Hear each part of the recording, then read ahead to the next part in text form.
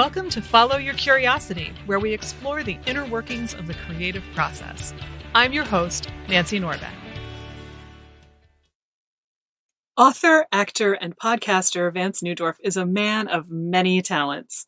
In addition to those three pursuits, he's also a set designer and builder and the executive director at the Badlands Amphitheatre, Canada's largest outdoor theatre stage.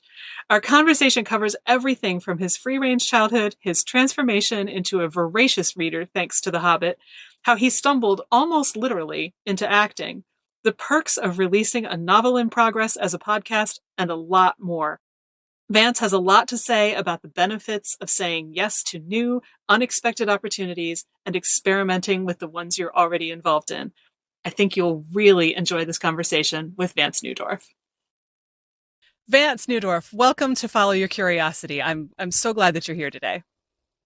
Oh, I'm glad to be here too. This is just, I've been looking forward to this. It's going to be great fun.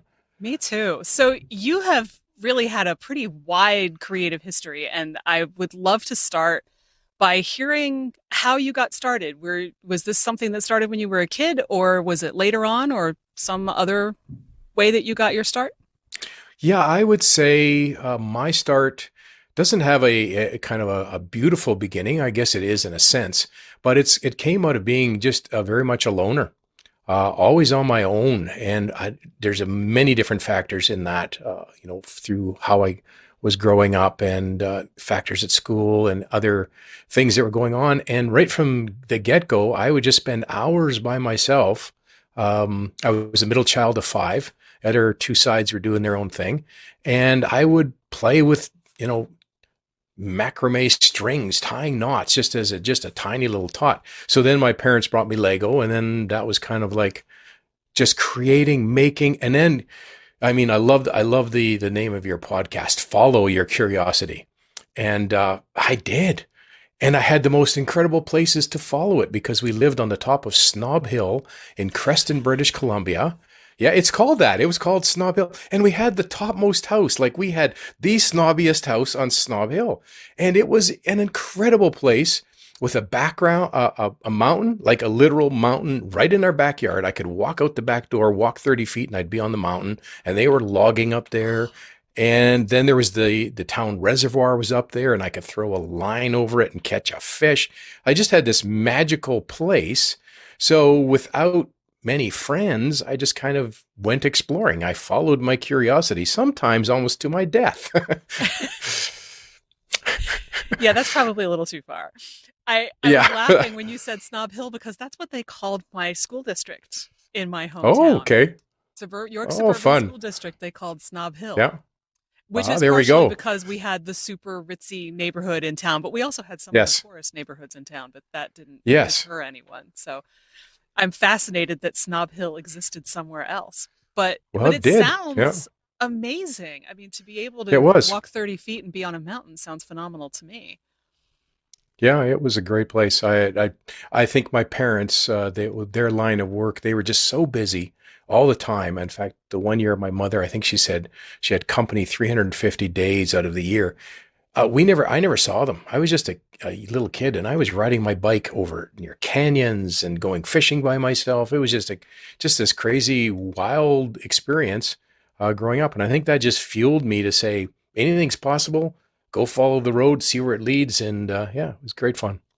Yeah. And I'm thinking, these days they'd have your parents arrested for letting you do all that stuff by yourself, which is understandable, but also a shame. I think it's a lost experience for kids. I 100% agree with you. I have a yard here where I tried to encourage my kids to build a fort in a tree. I even built the stairs up into it so they'd feel safe. I couldn't get them to do that kind of stuff. And I just go, I don't get it. You got a tree, you got boards, you got nails and a hammer. Make a fort. Like, why wouldn't you? It's there. It says the tree is screaming at you. So then I actually I totally built them a fort in a tree, just did it. And they used it some, but I don't get the generation that finds, virtual realities so much more or more intriguing or more engaging than the physical ones. I don't follow that place, but I wonder Yeah. if it's the addictive nature of the screen stuff, you know? I mean, even those of us Yeah. who grew up without them find that a challenge, and the kids who are growing up with it, I think it just sucks you right Yeah. in. Yeah. Yeah. Yeah. But let's get back to your start. So, when did you start playing around with writing and theater and all of the other things that you do? Well, it's interesting because I just listened to your last podcast with Alison Verhalen and her background and starting in this. I never had any of that. I had some, like I said, loner issues and the rest of it. Desperately wanted to be in drama in high school and junior, but stayed away from it. I lived out in the shops where I could be by myself and create and build. And I took every shop class. I even learned how to build log homes in grade 12. We had everything at our beck and call. We had the best shops, technology departments. I just lived out there. That was where I lived because I could kind of isolate myself. So I loved it. I would watch it. I can remember in English class, they had us learn a soliloquy from Shakespeare and I just ate it up and I performed that thing to the nth degree. And they were going like, where did this kid come from? I still remember it, the whole thing. And, but then it was really interesting. My son decided he wanted to be Noah Claypole in the local theater production of Oliver. And I, like you, I read about your singing in choir. I love choir. I love to sing. I sang all the time. And I got to the back of this audition hall. He goes up and does his audition. And the people, like semi knew them at the front, the directors, turned around to me and said, "Are you going to audition?" I said, No. I'm just here to pick him up and to bring him down, take him up. And they said, "Well, can you hit this note?" And they hit this high C. And I said, "Oh yeah, I can hit that." And they said, "You're Bumble." And I said, "What's that?" And they said, "You're Bumble. We don't have anybody that can hit that note in that song, One Boy, Boy for Sale." And I said, and they said, "Please, will you do it?" And I said, "Yes." And I had so much fun, both with my son, that I just went on and I went into Anna Green Gables with my daughter. And I was recently in, what's the song? Daddy Warbucks, Annie. Annie. I was just in Annie with my granddaughter. She's now she was 15 at the time. We did Annie together. So it was just like such a thrill. And then I started set construction and I started doing stuff all in this small local theater. And then lo and behold, I land a job as the executive director of Canada's largest outdoor theater stage. So now I'm doing that. So it was the back door. I have no credentials.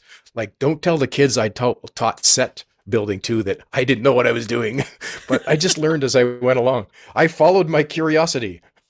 I think that there's so much to be said for learning as you go along. I think I'm very fond of quoting Hugh Laurie, and I won't get the entire thing right, but he basically says, I don't really think there's any such thing as ready.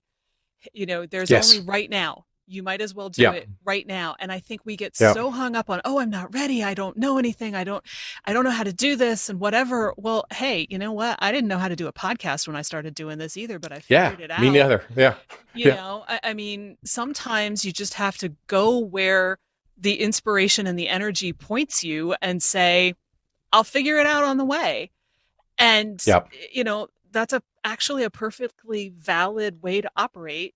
But a lot of us have had it so beaten into us that, no, are you ready? Are you prepared? Oh, yeah. Oh, no. Yeah. You're not ready. Yeah. Yeah. And I also love that you just went and said yes when that opportunity was handed to you. I think that's an amazing thing that we don't do often enough. Well, I think there's one of the projects that I embarked on some years ago. I love this 3,000-year-old book of wisdom that I kind of studied for a while, about 30 years. And then I thought, I'm going to retranslate it because I don't like the current translation. So I worked on that. Then I finished it. Then I had it memorized. So then my theater geek friend said, it's 5,000 words long. I had the whole thing in my head. And they said, well, why don't you perform it? So I went, oh, cool. Let's make an open fire brazier and I'll cook a meal. It's like a baba ganoush. It's called Mirza Chesame. And I'll recite the entire book while I cook in costume. So they helped me make a costume and they helped me make a brazier. And I went around and toured this thing around. But one of the great things that Kohelet says 3,000 years ago is whatever your hand finds to do, do it with all your might because you are going to die someday. So why not seize the opportunity now? And I looked at that and I kind of made that a mantra of my life. Yeah. I'm not trying to make a career. I'm not trying to make a plan. It's just that things that come along, whatever it is, I'm just going to go at it whole hog, just get into it, and something might come out of it. Who knows? I don't know. Time and chance happen to us all. That's another one of his statements. You don't know what's going to succeed, this or that, or if both will do well. So just throw yourself into them. And I love that. And I figure if it lasted 3,000 years, good enough for me. I'll take it. Yeah, absolutely. And it's obviously done you well. What was the book again? Well, I call the book The Wisdom of Kohelet. It's actually in the Hebrew and Christian scriptures called Ecclesiastes, which is a really bad name and it gets a really bad rap. So I actually made a podcast of that book. And then what I did is I turned around and I went, people don't understand this book. It's the book that inspired the Birds to write the lyrics to Right. Turn, Turn, Turn to everything. Okay. So it belongs to mankind as a whole, but it's been landlocked within these more religious systems and given a bad rap, and it's been closed. It's been lost to everybody else. So I did the translation. I recited it all, made a podcast of that. And then I wrote the novelization of Kohelet's life because I thought this guy needs a new place to speak from. So I wrote this wonderful little story about Kohelet. He's an old man like me. He's growing up on the edge of the market. He's poor. And there's this little bird called Simka that comes to his windowsill and sings to him. And he's got this friend, this great big fellow that encourages him to write his wisdom down. And I gave him a backstory because I thought someone's got to give this guy a new pedestal from which to speak. And it's great stuff. I love it. It was one of my favorite projects. It's not doing anything. It's kind of sitting there, and every once in a while, a person might wander in and listen to it, but it's not really going anywhere. And maybe wisdom's just not a real hot commodity right now. Oh, Maybe we need Facebook instead. No. I think there is I was going to say hunger, but I think craving is a better word for wisdom right now. But I'm Well, not sure how I would often agree. people are talking about it. But I think it's like, I think a lot of people have this sense that there's something missing. They might not know what it is. So Mm-mm. they might not know Yeah, exactly what they're craving, but I think that that's probably it. What's the yeah, and podcast there's so called? much of it. Oh, that one's it's a .ca because of course I'm in Canada. It's just called thescroll.ca. The Okay. scroll. So his whole purpose in life at that point in time is to write this scroll. And his friend Benjamin is saying, "Write, master, write." And all his friends are saying in the market, "Yeah, you need to write your teachings down." So I give him a place so that when he says one of his famous sayings out of the book, I give the context so you can kind of get an idea. And it's a really easy story to get. It takes maybe an hour and a half to listen to the whole story, but I think it sets his teachings free. And if anybody ever does discover it and like it, I think they'll find some real satisfaction because his fundamental question is, what are you working so hard for? Why are Ooh. you working so hard? Why? He's only got one question. He says right at the beginning and 5 times through the book, I've got one theme that I'm going after. What are we working so hard for? What is the benefit? And he uses a word called yithron, which means a lasting measure. What's left over after the transaction? What lasting benefit can you gain from all the hard work at which you toil under the sun?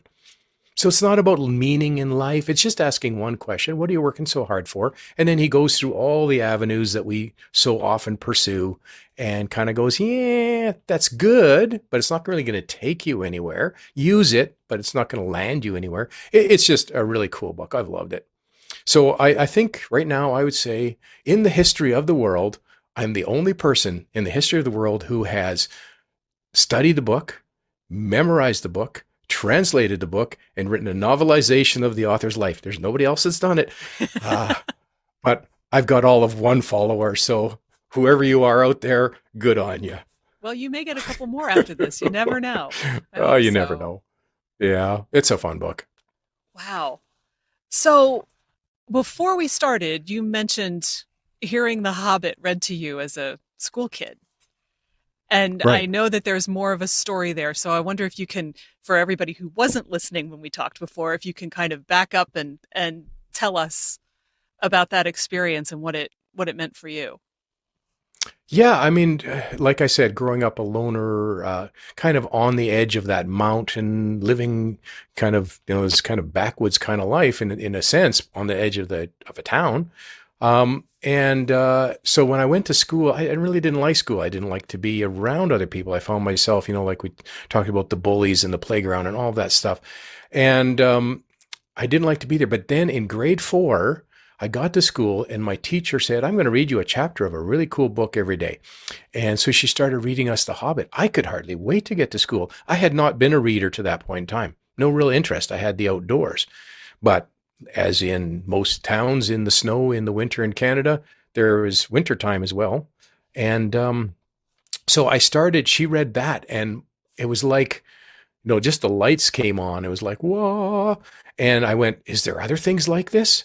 And then I started learning from other people. Yeah, there was Frank Herbert and there was Dune and there was Robert Heinlein, Have Space It Will Travel. And there was Fours of the Puma Clan and Daybreak 2250 written by Andre Norton, which wasn't her real name. She wrote under a male name so she could sell her books. Really sad in that sense, but fantastic books.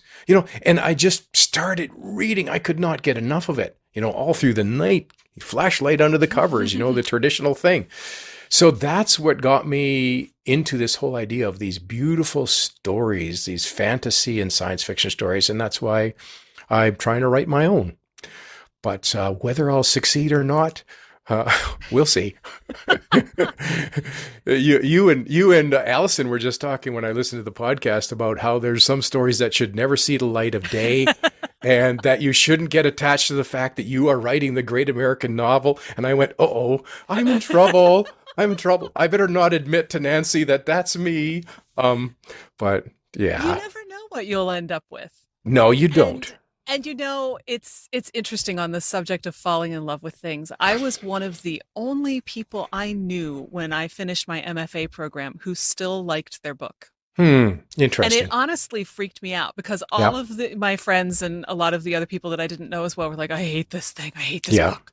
I never want to look at this book again. And I kept thinking, which of us has the problem? Because is it weird that I still like my book? Yeah. Is there something wrong with me that I still like my book? Or are you all just being really hard on yourselves? And I still don't really know the answer to that. And the more time I have from that book, the easier it is for me to look at it and go, oh Lord, why did I do that? Or, wow, I should have fixed this. So it's impossible really to have an objective view on your own. Oh, for sure. Anyway, for sure. And it will change over time. And I'm sure that even somebody like Neil Gaiman looks back at something that he wrote 30 years ago and goes, God, I can't believe the rest of the world ever read this. Yeah. But, you never know. You have a sense, though, because I think, most first books are people kind of trying to figure out what they're doing. Yeah. It's kind of like the training wheels, and then you graduate to the real bike. But there are exceptions. So, well, I like to think that I am an exception then, because I've been working on this thing for whatever it is now, going on 12, 13 years. And I decided during these last weird 2 years, I decided to cheat the system.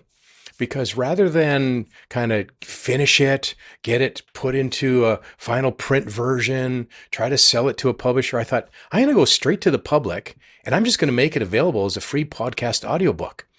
And then when my listeners listen and they point out, I didn't get that part. It's like the oral story traditions of sitting around the campfire 1,000 years ago or hundreds of years ago. And the storyteller tells a story. Afterwards, someone asks them a question and the storyteller goes, I'm going to add that in next time. That's a good bit.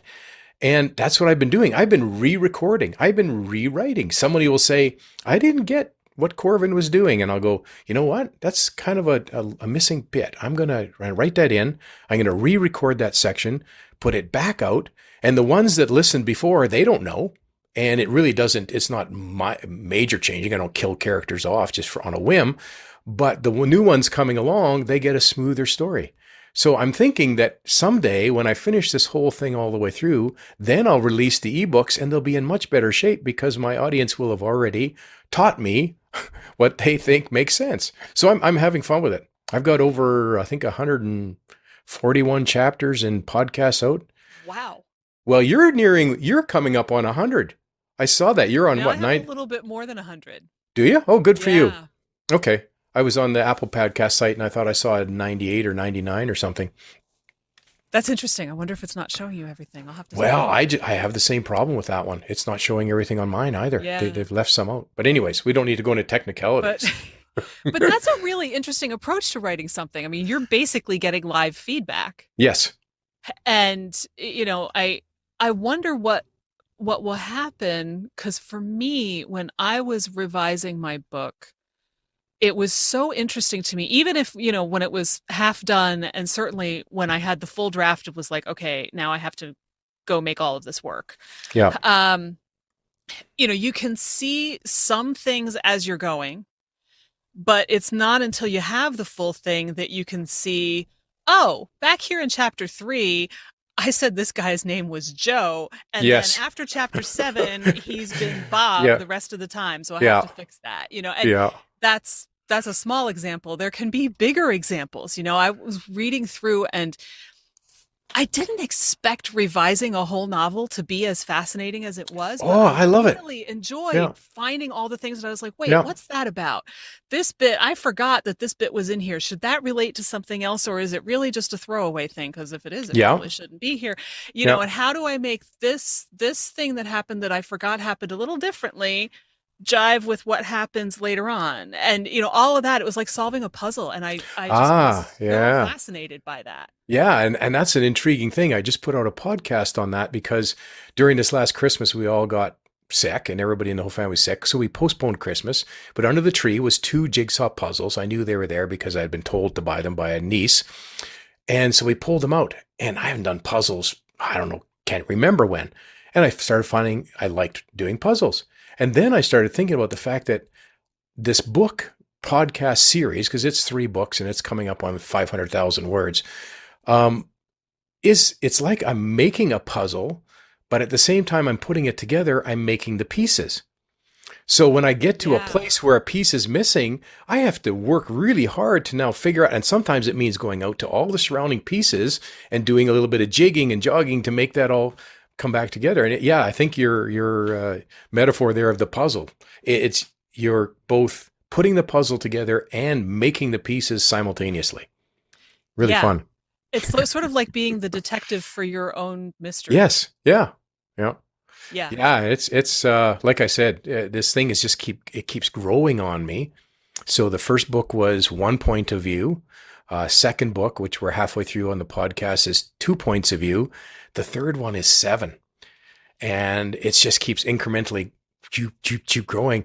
And so now I've got this system of papers and pieces to try to figure out, okay, like you said, that person said that over there. It's got to be true over there. So, but I'm looking forward to having my my listeners, they'll point some of those things out for me. So that's going to be good. Well, and I have to think that you notice some just as you're recording it too. I have found the best editing process. Like, okay, so book 1's called A Hammer. And I actually did self-publish a paperback version of it, which had a flip book in the corner. I do all kinds of fun stuff. And a hammer would spin around. Oh, by the way, here it is. I actually made the hammer. So that's my stone. That's my stone hammer. It's made out of yellow cedar. There's a podcast about the making of that. But because I'm a theater geek, I had to have my own prop to figure out how it worked.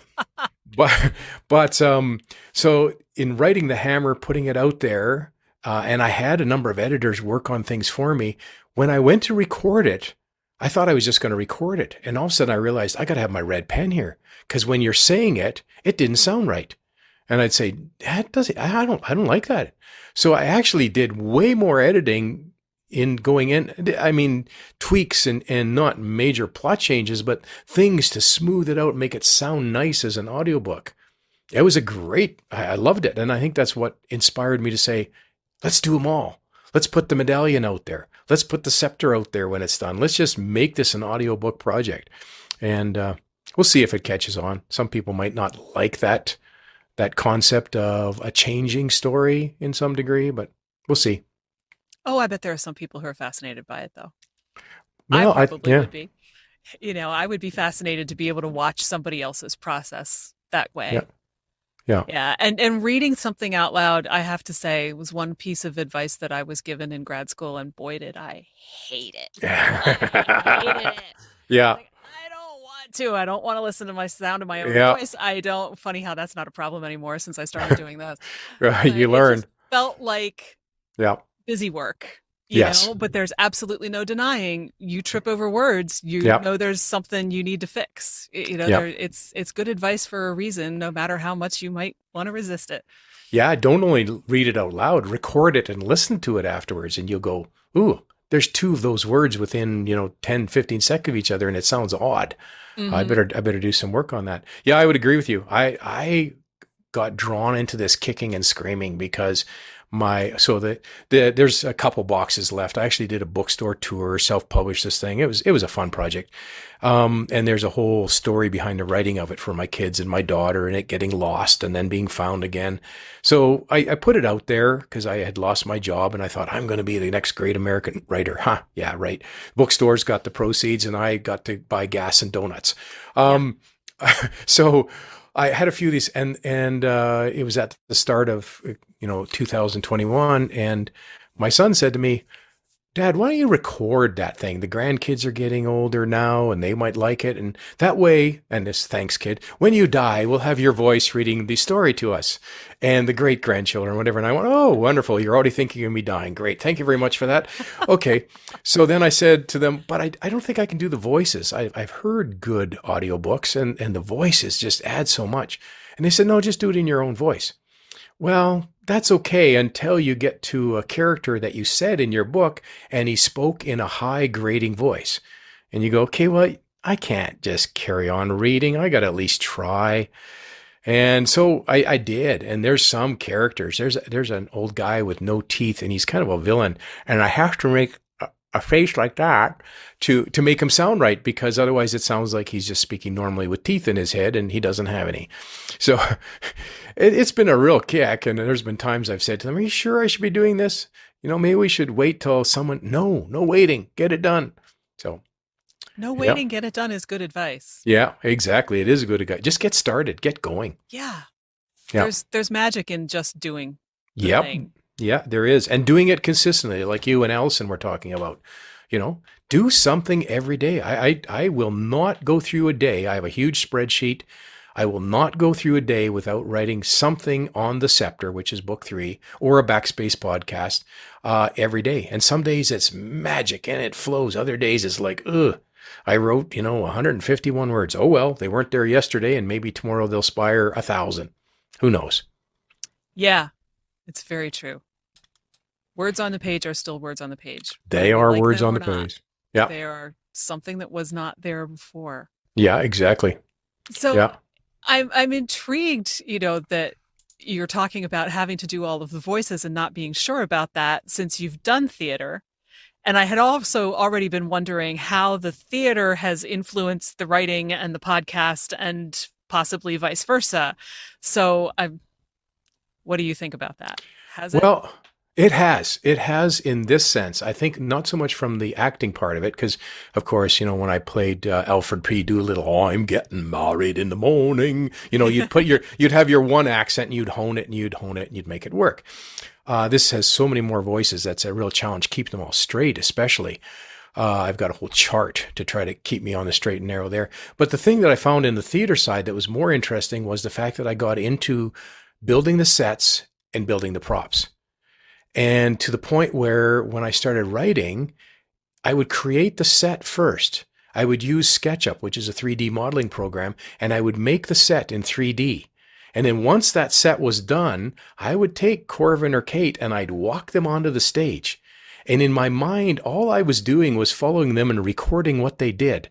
And it was so fascinating to me to be in that place where I knew the characters well enough. I had set the stage. I'd created the props. I knew what they had with them. I knew how it would feel to work them.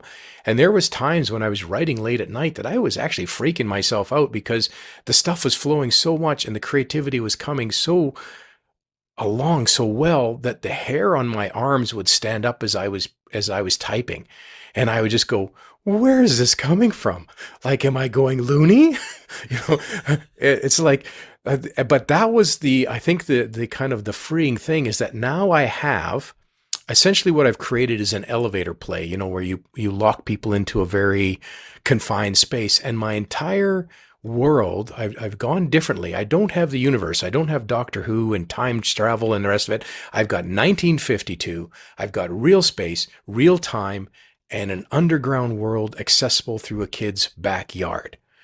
And when he goes in there, it's not a big world. And so the stage, I know the nooks and crannies of that stage. And when he moves about and then Kate joins him and then the other characters come in, it's absolutely fascinating what they discover. And I go, how did you find that? I didn't even know that existed.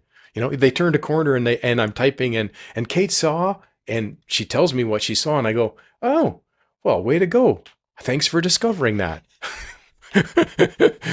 I don't know. I don't know how the human mind works on this creativity thing. I think you just got to unleash it and let it go and follow your curiosity. I agree. And it's funny because as soon as you said, have I gone loony? I thought, no, the loony part is when you think you're losing it because your characters have started talking to you. Yes. Which is often where people really, they're like, what's going on here? I don't understand. I'm losing my mind. Something's wrong. And it's like, no, actually, that's a really good sign because your characters are coming to life and let them go, man. See what they do. See what they do. It just happened to me. I just put out a Backspace podcast on Kate. I wrote this great scene. I thought it was a great scene. And it was a battle scene and she's coming in, riding in on this creature and da-da-da-da-da. And partway through the scene, Kate looks at me and says, "What are you writing? This makes no sense. I'm not even close to here. This is not me. You've written all this other stuff for me that shows me becoming this strong leader, and you're making me do this cartoony thing? Like, what's this all about?" And I stopped and I went, yeah, she's right. I've got the wrong person here, don't I? And so I wrote this whole Backstage, their little 4-minute podcast where it's called Directing the Scene. And I send Kate back to her trailer to cool off.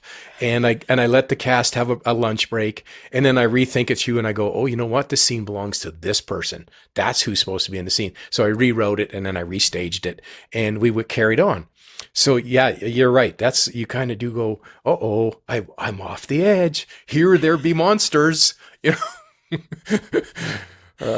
I have to say I haven't had one actually stop me in mid-sentence and say, exactly what do you think you're doing right now? Yeah, exactly. That does make sense. That happened to me, but I did have one, insist to me that he was from Chicago, which is a city I've never been to. And I kept saying, look, you can be from London, you can be from New York, you can be from Boston, you can be from Philadelphia, you can be from Baltimore, you can be from all these other places, but I can't write Chicago because I've never been there. Yeah, I know. And he said, I'm sorry, I'm from Chicago. And I kept saying, no, you don't understand. I need you to be from a place I can write because I know it. And he was like, no, I'm from Chicago. And and this was one of the first times this ever happened to me. So it was definitely, do I need to have my brain examined? And I said, okay, I will go to the library. I will take out all the books on Chicago. I will look at maps, all of this stuff. Fine. But then you're going to be a teacher because I know how to write that. Interesting. And he said, okay. Okay. Like, deal. Done right. Deal. Yeah. And I bet you by the time you were done, you saw why Chicago made sense. Actually, I never finished that book because I was in the middle of it when I started the MFA program. And I thought that I'd be able to finish it in the program. And they said, no, you have to start something new. So that one's just sitting somewhere. It's sitting there. Yeah. It's there. Yeah. I've got a few of those. Yeah. It's amazing how there's certain stories that you work on that just, they don't let you go. Mm-hmm. I mean, this is called the Core series, and it just won't let me go. I mean, it's got started in a hospital room after facelift surgery, not to make me look better because you are on camera with me, so you can see that didn't work. The others listeners will just have to take your word for it. But, they cut me around because there's a tumor growing on the side of my face that was going to paralyze my ability to lift and speak properly and the rest of it. And when I woke up from that surgery, and I can still remember it, in the dark with the machines going and the tubes and all the rest of it. And I had this idea for a story. So I asked the nurse and I said, will you bring me a paper and a pen? And she did. She brought me a lined steno pad and a red pen. which was so interesting because I started writing this in this kind of weird situation, my mind flowing with all these ideas of this really cool story out on the plains, this big rock in the backyard and this passageway through and da da da da da. And maybe I'd watched too much Fraggle Rock. Maybe that was the problem. But, it just, and this red pen glowing in this hospital room. And that story, I've just never been able to let it go. It just keeps coming back and saying, finish me. And so I'm gonna finish it. Yeah, I think that's a good problem to have. Yeah, it is. It's grabs you. Yeah, the things that grab you for a reason. Yeah. So, I'm glad they gave you a steno pad and a red pen, and yes, that you ran with it. Yeah. Yeah, because a lot of people wouldn't, and would be like, "I'm in the hospital. I can't write right now. I'm not going to do anything with this." Yeah. And it's probably easier now because people would just say, "Give me my phone," Yes. Start typing on their phone or recording something, or whatever. But a lot of people wouldn't even think to do that. No, and I love the fact that technology plays in so much now that you can. So I told you about Christmas and when we got sick, and I have been working on this book now for these series of books. It's one story. It's like Lord of the Rings. It's one story, but broken into 3 parts. They sequentially happen right on the heels of each other. But I've never really quite known the ending. It's been like haunting me and going, I'd have this inkling, but I didn't know for sure where it was going. And then we got sick, canceled Christmas, and I'm up here in my study because everyone's coughing and we're sleeping all apart.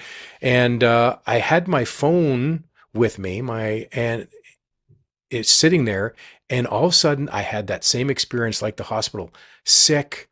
I couldn't open my eyes because my head hurt so bad, but I could turn my phone on and start recording, and the ending came. It just flowed. And the next morning, it's Christmas morning. The lights are on. Nobody's up because everyone's had a bad night. And I start typing, and I put a record number of 4,037 words down that day, just pounding out that ending. And it was one of, again, those hair-raising experiences where you just go, I love it. I own it. And it bookended so nicely, the hospital experience and the sick experience. So it's a sick book. So don't read it. No, just kidding. Or listen, I guess now. Yeah, too much fun. Yeah, those experiences where you suddenly land in that flow state and things keep coming and you're not sure how and, whatever. And, I've had them. I don't have them all the time, but I've had them enough to, the one that comes to mind for me, I always think of it as I wrote 10 pages in an hour, but now that I'm thinking about that sounds impossible. Like even just typing wise, that sounds a lot. Awfully impossible, but it was 10 pages in a very short amount of time. Yeah. And, I was absolutely exhausted by the end of it. Oh, yeah. Yeah. Yeah. But the best kind. Yes. Yeah. Happy exhaustion, joyful exhaustion. Like, wow, I love it. You own it. Exactly. Yeah. Beautiful. There's a heavy wow element to it. Like, boy, I don't know what just happened, but whoo, that was wild. Yeah. No, those are, and you don't live for those. You can't, create for those. They are like this idea of, following along. And I just did an interview with someone who likes to hike in the bush, and you're going through the little trail and it's meandering and it's tight and it's enclosed around you. You can't see very well. And then you get to that high point, and all of a sudden those are and you see the whole surroundings around you and it's gorgeous, but that's not the whole hike. The whole hike was a lot of work, sometimes looking at your toes so you wouldn't trip on the tree roots to get and scrambling up a cliff that you could hardly move and make a very few paces in a time. But then when you get there and you go, it was worth it. I love hiking. So it's the hiking metaphors there. But yeah, this idea that you can't expect those mountaintop experiences. They're there for a reason, but you got to work to get to them. Yeah, and actually that reminds me of the E.L. Doctorow quote that I will also not get exactly correct, but he said that writing is like driving at night with your headlights on. You can't see the whole way, but you can get the whole distance that way. Yeah. You can only see as far as your headlights will show you. Yep. And an awful lot of the time it's like that, but that's also what I find exciting. It's like, I don't know what's just past the headlights. Some wild, cool thing might turn up and awesome. Let's see what happens. Well, I love the headlight analogy because, my books, of course, being underground, there's a lot of darkness in the books, a lot of going through passages and turning and a light and holding a light and different kinds of light. And that's just it. It sometimes I'm pushing along through there and something will come up and I'll go, the light shows a spot and I'll go, and sometimes I'll recognize where it came from because there's one part in the Hammer where he gets stuck. And it came from my fascination. I've always been fascinated by caves. And in Mammoth Caverns, there's a story of Floyd Collins who gets trapped by rocks at the back of his legs and actually perishes in the cave. And Crystal Caverns, I think he was exploring. But that came somehow subtly to mind, and it happens in the book. And afterwards, I could go, where did that? And I go, it's that. But I would never have seen it if I hadn't turned the corner. I wasn't going there. Mm-hmm. It wasn't my intent to get there, but the book wrote itself into that space, and I loved it when it happened. Yeah. This is why, and I always try really hard to be very even-handed with this. There are plotters and there are pantsers. Yes. And plotters work the way they work because that's the way they need to work. Just like pantsers work the way they work. Pantser, for those of you who may not have heard me talk about this before, is short for flying by the seat of your pants. Yeah. And I am an unrepentant pantser because if I know what's going to happen in the story, I can't write it. Yes. What's the point? Yes. I already know. Yeah, exactly. And so, to me, if you made me follow a plot, I'd be wondering the whole time, what am I missing because I've closed off all of these other things? Whereas somebody who needs to plot is undoubtedly saying, how can you do that? It's like writing without a net. Are you crazy? And there are people who are in between. But I love having that room to discover something that I didn't expect for, whatever weird little synapses decide to fire that day, to fire in the way that takes me wherever that story wants to go. And I wouldn't give that up for love or money. No, I agree with you. And I do wonder if sometimes those of us that are not writers for, basically our livelihood, I think you have to be a plotter if you have to be turning out book after book after book, because that's your livelihood. That's the way you have to, make your living. And so you better be, really, I don't know, maybe I'm wrong. I just look at that would be more of the need of that for a hobby writer. And I write before I go to work. I'm like Anthony Trollope, he was a postmaster. So he would write in the morning, every morning. He never skipped a day, not even Christmas Day. And that's how he was a prolific writer. But I don't have time, maybe, to do the plotting. And like what you just said, if someone said, here's a plot, write this book and make it a good book, I would say, no, thanks. No, like you just said, I'm not interested. Like, I want to be surprised by my own story and by my own characters. And cool surprises. Like, there is stuff that's come up in this third book now that there's so much background and the characters are so well developed in my head that they do the most surprising things and they make the most cool creations. Things that I go, one of my characters is a Tia, and she got this. She's great with a bow, and she got this attachment to her bow from this particular city and these crafts. And I went, I don't know how you got that, but that's really cool. Thank you for doing that.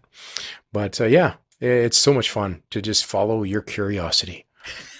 I'm fitting that in. I'm not paying him to say that. No, but like I said at the beginning, maybe before we were recording, I just love the title of it. There's been two. There's been, I was on another podcast that was called Sustaining Creativity. And I thought, well, that's a cool title, because we often think of creativity as the flashes instead of plotting and putting yourself in the place that the flash could happen, but plotting and taking it through. So sustaining creativity and following your curiosity, they just go hand in glove with me. You follow it and you sustain it. You follow it, you sustain it. And then cool things happen. Yeah. And further to that, with the idea of sustaining it, a lot of people think that it's just the performance they see, the dance or the theater or the orchestra or whatever. And it's like, nah, if you've ever gone to a theater rehearsal or an orchestra rehearsal or whatever, there is a lot of just plain bloody hard work that goes into all of that. It can be a slog. Oh, yeah. And it's not just this beautiful thing that you see. Like, oh, wow, that's amazing. I mean, you get there. Though, For me, I've always noticed there's a part of me, maybe even the biggest part of me, loves the rehearsal process more than the Mm, actual performance. Have yeah, you it's noticed that fun. in your theater experience? Yeah, I love going. It's the camaraderie of Yeah. pulling that off. And for me, because my mind is so restless, and the director of the shows that I've been in is a friend of mine, she allows me to play with the words, the Ooh. nuances and the things that are there. And so she actually gives me the latitude to, I'll say to her, "Hey, do you mind if I try something out here? You might like this." And she says, "Sure, go for it." And then I'll say to the fellow cast members, "Okay, you're going to do that. You're going to do that. I'm going to do this. And let's just see if it works." And so I get to almost self-direct in a way in this community theater experience. And she trusts me for it. And sometimes she'll go, "No, didn't understand." And she goes, "Love it. That's brilliant. Let's put that in. We got to have that." And so Daddy Warbucks got to do some really fun things. And like you said, though, the hard work. I mean, I'm not a dancer, and he has to do these dance numbers. And I actually wrote myself out of one of them because I said to her, "Okay, I'm rooting the scene here. You got these great young kids that are dancing up a storm." I said, "I'll just go over there and I'll buy some flowers from that flower person, and I'll have a little side conversation. They won't know what we're saying. And then I'll bring them back to Annie at the end of this number and present them." And I said, "You're going to have a better scene because I'm not a dancer." But, it worked. But yeah, that is like pulling teeth to get me to learn a dance number. But yeah, great fun anyways. Yeah. And, I think that also speaks to being willing to play, being willing to experiment, not getting Yes. hung up on the idea that this is my vision and it must be exactly this way. Because as Yeah. you say, I mean, it's very courageous for you as an actor to walk up to a director and say, "Hey, look, I know I'm not doing what you need me to do. How about we do this instead?" I mean, that takes a lot of guts. A lot of people would not want to be that vulnerable and Yeah. say, "I don't want to ruin your show." But at the same time, it takes guts for the director to have that kind of flexibility and be Yes. Yeah. willing to try different things that weren't originally what she had in mind. And I think that's how you discover things, kind of like writing by the seat of your pants, that you weren't expecting, that you thought it was going to be this way, but oh, hey, it turns out this other thing actually works better. Yes. But if you Yeah. were so tunnel visioned on one idea, you'd never leave room for all of those other things. And that's true No. in any Yeah. part of life. Well, and I like your idea of not limiting yourself when someone says, "Okay, we need you to make this," to allow your brain to go, "Well, okay, well, that's the effect you want, but is there something that we could turn?" I like that Spinal Tap, turn it up to 11. Mm-hmm. How do we take this up a notch for the audience sake? And one of my favorite shows I designed for was the show from, I didn't act in this one. It was Narnia. I was just the creator of the set, and it was pure magic. He would say, "Well, I want this." And I'd say, "No, I'm going to give you a real sleigh. I'm going to give you a snowbank to come down on made out of white styrofoam.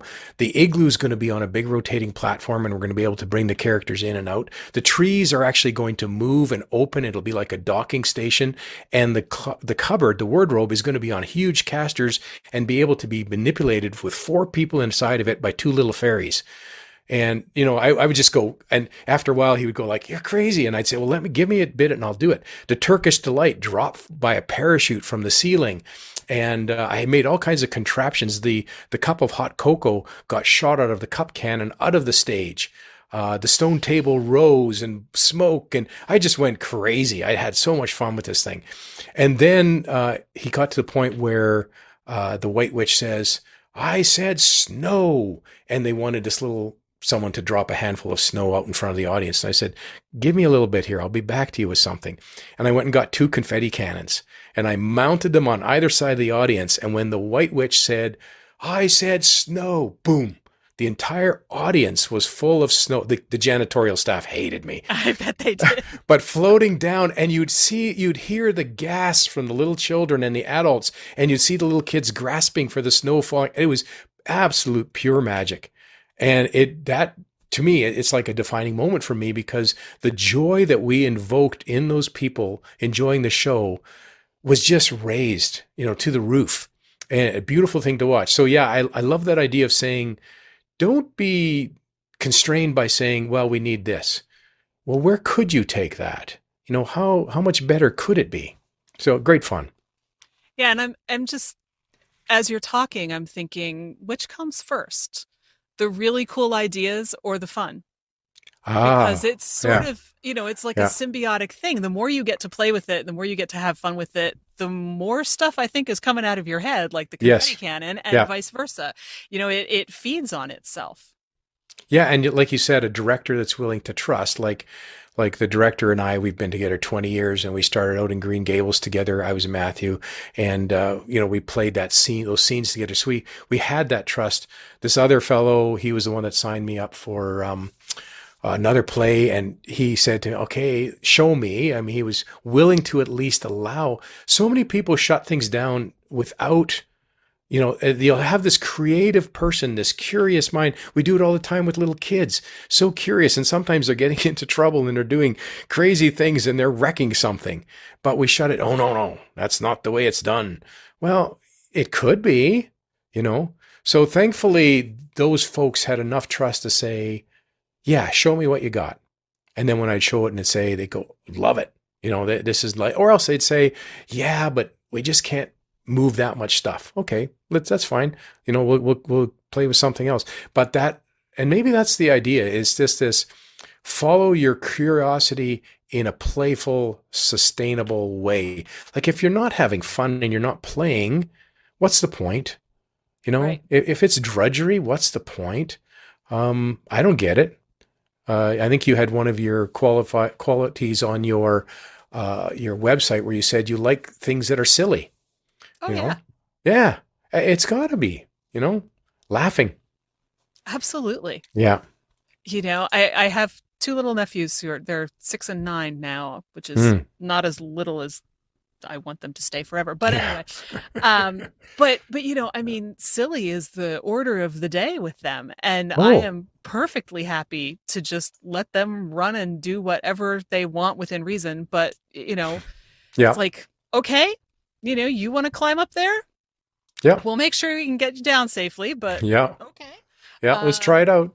yeah, I mean, they just it's amazing to watch them, and it's so hard not to be caught up in it yourself, which is Mm. why it's so much fun. And I think we don't realize that that's why, those of us who enjoy hanging out with little kids, that's why, it wakes up that Yeah, part of us that, you're an adult now, you're not supposed to do these things. Oh, why not? yeah. You know? So getting back into that energy, I think is life-giving in a lot of ways, and it certainly lights up all those parts of your head that you want to be lit up if you're going to do creative stuff. Yeah, and why are you saying no? Like Hmm. why say no to things that come along? Because you're an adult. But like, so during this last 2 years when things were kind of restrained a bit more, my kids came to me and said, "Hey, would you like to play Dungeons and Dragons with us?" And I went, "Okay, well, that sounds interesting. How's that done?" "Well, you do these sheets." So we've been playing this game. I've got three grandchildren. They're in their teens. They come over. My daughter, she's here at home now because theater work is few and far between. My son lives in the house because he's back here at home with his son. So we gather around the table and we play D&D on these campaigns, and I'm this kind of elf halfling kind of thing. I don't get it all. And sometimes I really mess up the games, like because my mind goes into silly places. And the other day, and the thing is, there's no takebacks in this game. So we're in a situation, and I said, well, I'm just going to do this. And I give this person this powerful globe, and they're all going, no, but it's too late. I've already given it to him. And it turns out he's a villain. He's a bad guy. And he just basically smacks us.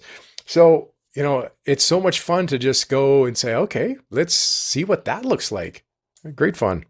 Yeah. And if you were writing a book, somebody would say, great, you gave the villain more clout to make the Yeah. lives of the protagonists more difficult and make Well, everything more interesting. So, exactly. Yeah. yeah. Yeah. I've done that in the books. In fact, in The Scepter, it's exactly what I did. My hero makes a huge mistake by giving someone the wrong thing. And it's like, ugh, turns the story on its head, but then he's got to solve it. So let's, keep it moving forward. Yeah. Plot twist, as they say these Yes. days. Yeah, I Yeah. love it when they do that for me. I couldn't invent some of these twists. When they do something that's just so random and silly, and I go, okay, I know it probably came out of my brain, but I don't know which corner it was hiding in. So thanks for finding it. Yeah. Yeah. Well, we talked a little bit before we started recording about how we both have bullying as a shared experience in our history. And I'm curious, when you found yourself suddenly being drafted into a theater production with all of these people, did that take some adjusting to? Was it a hard experience to kind of get yourself into, or did it just kind of come naturally since you had always looked at it as something, when you were a kid that, wow, this is amazing? Well, I'd always admired it, and I'd always walk by that room in my high school where the theater kids were rehearsing and laughing and doing their things, but I could not go in. It wasn't where I felt I could live at that point in time. So, when this opportunity came along, at least I had enough people kind of on the inside, but there was also some real heavy drama people there that were very intimidating to me. And I knew I didn't have the chops for this in the sense that I had no experience. I didn't know how to do it. I didn't know the lingo and the terminology, and I was Bumble, and I bumbled my way through the whole show. And it was hard at times to kind of go, that sense of, will I get, you're an adult and you shouldn't be feeling this, but because of bullies and people in your life and feeling this sense of inadequacy that comes with that, you just, even as an adult, you're going, I don't want to mess this up. And will they not like me? And, it's still all there. And it takes a while, and a lot of affirmation from good directors. I can remember in the dying scene, Matthew Cuthbert is dying, and I was just putting myself into the scene, and some kids were kind of twittering or giggling in the front rows, and I was getting drawn out of it, and I was feeling a little bit, and the director knew right away, and he just stopped the scene, and he said, this person is putting themselves heart and soul into this scene, and he is dying on stage. This is a very difficult scene for him to do. I want everybody to be quiet and pay attention. And he just said, go, you're doing well. What you're doing is right. He said, you're gripping our hearts. What you're doing in this stage and your death scene is working. Do not pull away from it. So when you have those people that believe in you and say, no, you're doing right. It's good. It works. So even in my writing now with the core series, I've got, I don't know how many, I'm coming up on 10,000 downloads. I don't know who they are. They're all over the world. Wow. And I hear from some of them, and I've got these few just really diehard fans who are constantly coming back to me and saying, I'm loving this. And I loved when that happened. And boy, that was great. And you don't need more than a handful of those. A nice compliment a week can buoy you up for the rest of the week. So you, in the bullying world, those bullies get to knock you down, and quite literally knock you down in my case. And, but to get back up and then to have someone else come along, put the hand down and say, let me help you to your feet. That turns the corner. So we're always going to have those people that feel the need to suppress and squash others for whatever reason. But it's the other ones that are picking us back up off our feet. And I've been writing a lot of that. In fact, the bully in The Hammer, I better not tip my hand on that one, but I didn't keep him there. I gave him a heart and a soul, and I gave him an explanation of his home life and where he was coming from. And you actually learn to appreciate him later on. I guess that's the best way to put it. Yeah. Well, and they do say that usually a bullied kid is being bullied somewhere else. Yes. Yeah, very or the much so. bully is being bullied. I Yeah. said that wrong, but that's Yeah. what I meant. And yeah. Yeah. So, which is horrible. It's Yes. all horrible. It is. It is. But you've also presented a great argument for people, please make sure that if you've read a book that you liked, if you hear a song that you like, anything like that you've experienced that somebody else has done, tell them. I think sometimes people don't speak up because they think, oh, they know that it's great. They know everybody likes it, but they don't necessarily. And especially if it's something like a book or a recording or even a podcast where you can go and leave a rating and a review, that is incredibly helpful to, authors love people who leave reviews for Yeah. very good reasons. So do podcasters, hint, hint. Oh yeah. Hint, hint. But even if it's just, you're walking down the street and somebody's busking, yeah, you can throw some money in the hat for them, but it doesn't hurt to say, this is really great. Thank you. Yeah. Yeah. I love what you're doing. Thank you do more of that.